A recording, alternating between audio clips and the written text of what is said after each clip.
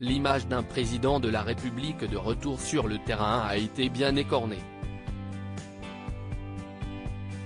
Dans son désir de tourner la page de la réforme des retraites, Emmanuel Macron veut multiplier les déplacements et se montrer proche des Français. Une tournée des villes et des villages qui a mal commencé, usine plongée dans le noir à son arrivée, concert de casseroles, acerbe. Le président de la République a été reçu froidement mercredi 19 avril dans le Haut-Rhin.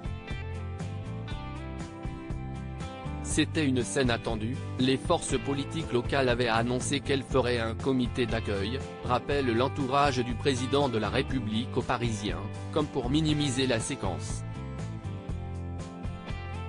De son côté, Emmanuel Macron relativise. J'ai vu bien pire avec les gilets jaunes, a-t-il glissé au sortir d'un bain de foule où un sexagénaire se réjouissait, les yeux dans les yeux, de serrer la main à un président corrompu. Dans la journée, la phrase a fait le tour des chaînes d'information.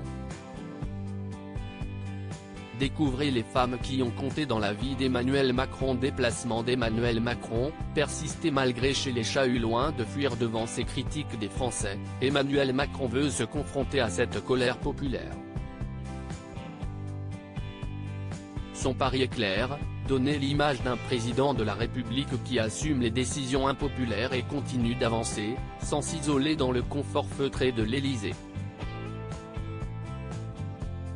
Ce n'est pas une surprise, cette colère. Cela ne peut pas être un obstacle. Cela ne m'empêchera pas de me déplacer dans le pays, a assuré le chef de l'État durant son déplacement dans le Haut-Rhin. Des paroles qui se concrétisent en actes dès le lendemain. Jeudi 20 avril, Emmanuel Macron est attendu dans l'Hérault. Il doit visiter un collège pour y parler d'éducation, l'un des chantiers qui doit lui permettre d'atteindre son objectif des 100 jours d'apaisement. Et cette tournée des régions ne devrait pas faiblir, Emmanuel Macron veut réaliser un minimum de 2 déplacements par semaine jusqu'au 14 juillet prochain. Crédit photo, Stéphane Le Mouton.